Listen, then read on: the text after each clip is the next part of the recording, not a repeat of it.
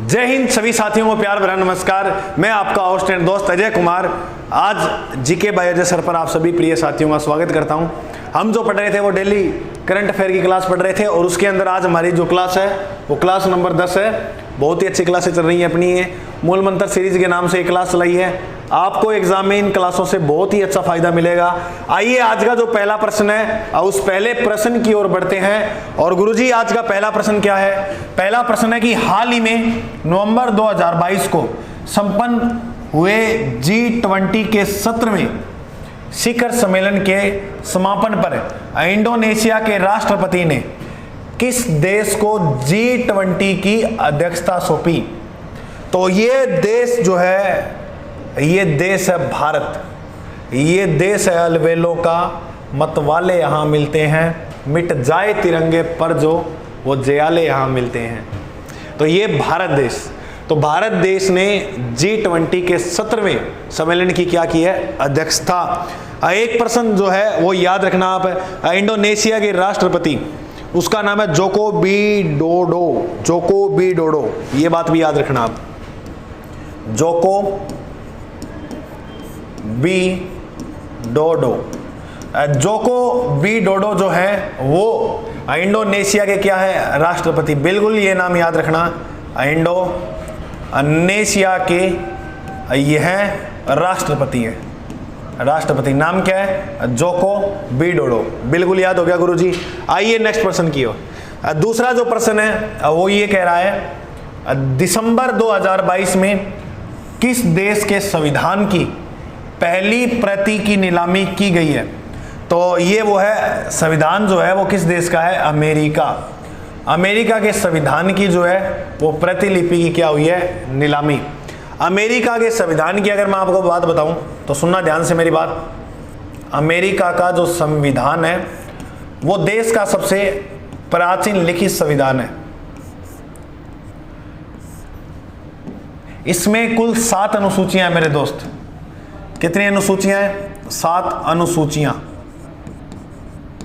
7 अनुसूची होने का मतलब ये है कि हैं विश्व का सबसे प्राचीन तो है ही है, लेकिन विश्व का सबसे छोटा संविधान भी किस देश का है? वो भी अमेरिका का है, जो कब बना था? 1789 में। 1789 में बना था। तो बिल्कुल समझ में आ गई आपको बात? ओके गुरुजी।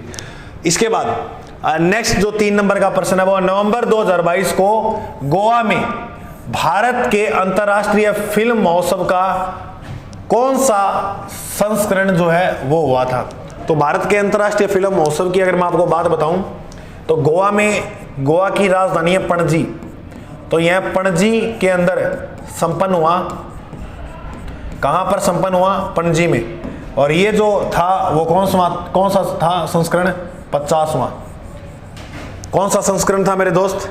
गुरुजी सॉरी 53वां। ये संस्करण जो था वो 53वां। याद रखना, गोवा के अंदर जो ये हुआ ये कौन सा था? अंतर्राष्ट्रीय फिल्म महोत्सव 53वां पणजी के अंदर हुआ था। हाल ही में क्या लिखा हुआ प्रश्न 4 नंबर? हाल ही में प्रधानमंत्री ने भारत के G20 लोगो थीम और वेबसाइट का अनावरण किया। बिल्कुल किया।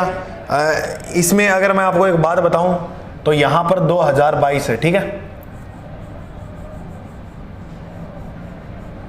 2022 में G20 की जो थीम थी वो क्या थी? इसका उत्तर ये बताना है। तो इसकी जो थीम है वो है वसुदेव कुटुंबकम।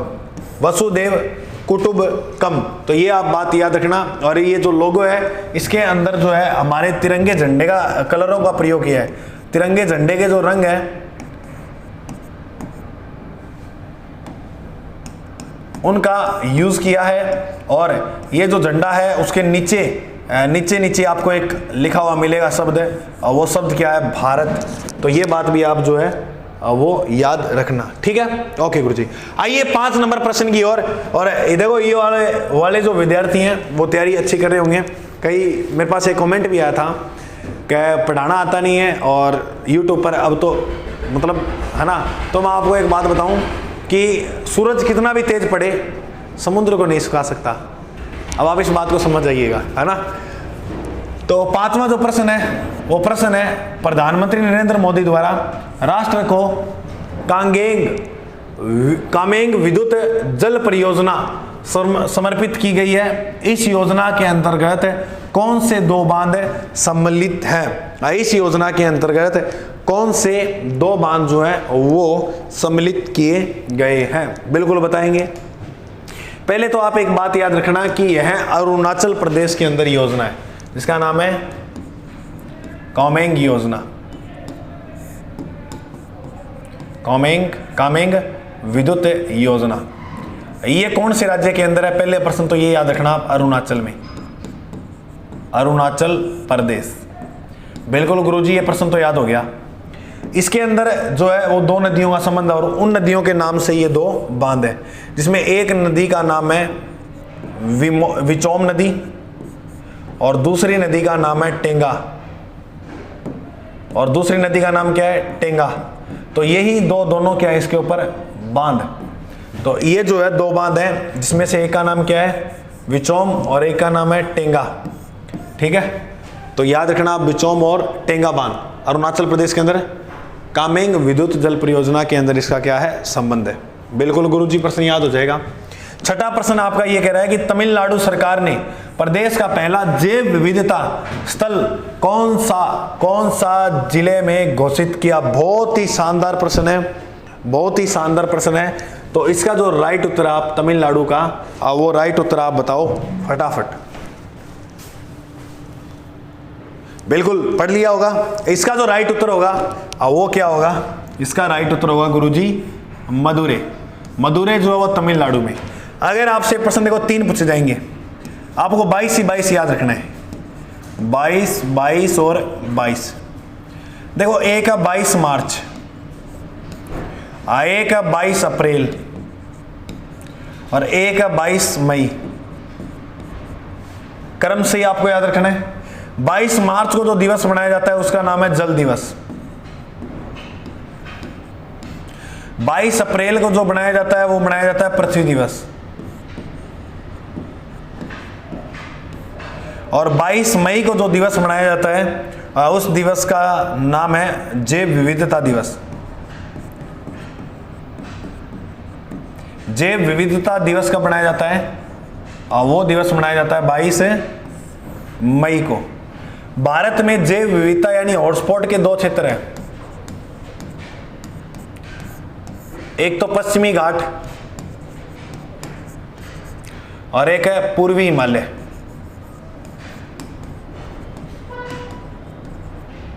दुनिया में सर्वाधिक जो जैव विविधता पाई जाती है वो पाई जाती है मेडागास्कर के अंदर, और भारत में इन 2 क्षेत्रों के अंदर सर्वाधिक क्या पाई जाती है? जैव विविधता। तो याद रखना, भारत का पहला जैव विविधता जो जिला है वो किसको घोषित किया है? मदुरै। 7वां जो प्रश्न है वो मेरे दोस्त ये कह रहा है कि पीएम द्वारा स्टैच्यू ऑफ प्रोस्पेरिटी का अनावरण जो है वो कहां किया गया?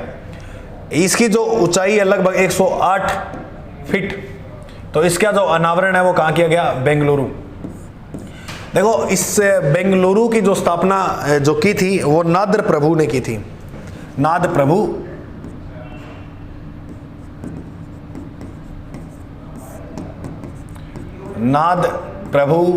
केम्पे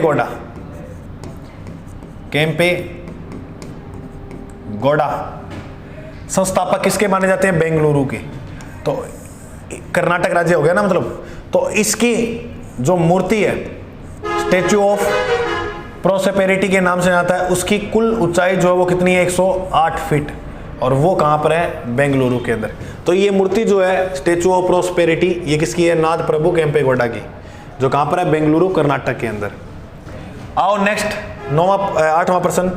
8वां प्रश्न आपका बात ये कह रहा है कि सुप्रीम कोर्ट ने EWS इकोनॉमिकल वीकर सेक्शन आरक्षण संबंधी संविधान संशोधन की वैधता की पुष्टि के लिए चुनौती देने वाली याचिकाओं पर सुनवाई कर कौन से मुख्य न्यायाधीश के नेतृत्व में निर्णय सुनाया? देखो एक संविधान संशोधन हुआ था मेरे दोस्त, 103वां संविधान संशोधन। 103वां संविधान संशोधन हुआ 2019 के अंदर। इस 103वें संविधान संशोधन में कहानी क्या हुई थी? कहानी ये हुई कि इसके अंदर ईडब्ल्यूएस को आरक्षण दिया। ये आरक्षण कितना परसेंट था? 10%।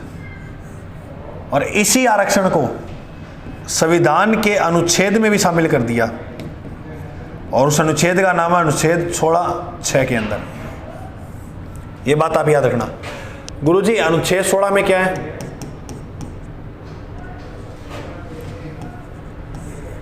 अनुच्छेद 16 के अंदर आरक्षण संबंधित प्रावधान दिया हुआ है। अनुच्छेद 17 में अस्पृश्यता का अंत है और 18 के अंदर उपाधियों का अंत है।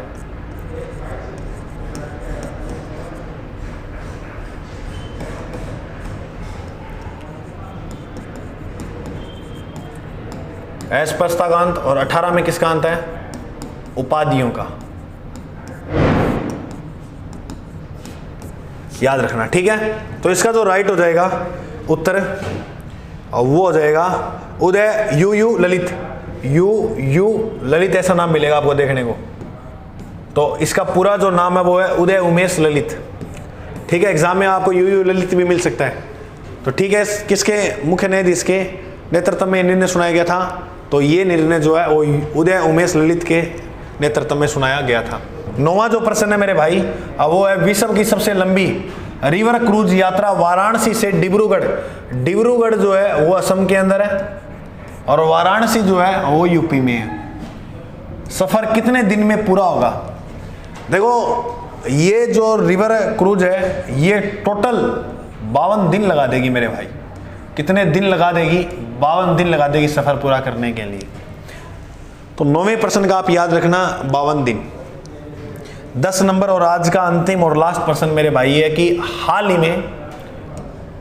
ही में किस राज्य ने अपने नए ग्रीनफील्ड हवाई अड्डे का नाम बदल के डोमी पोलो हवाई अड्डा किया? तो वो जो राज्य है वो कौन सा है? आपको ये बात बतानी है। ये राज्य बिल्कुल सिंपल है और इसको आप जो बता सकते हो। गुरुजी कौन सा राज्य है? अरुणाचल प्रदेश। अरुणाचल प्रदेश में अपने स्थान याद रखना, ईटानगर। ईटानगर, तो ईटानगर के अंदर ये हवाई अड्डा है जिसका नाम वर्तमान में क्या कर दिया है? डोमो पोलो हवाई अड्डा।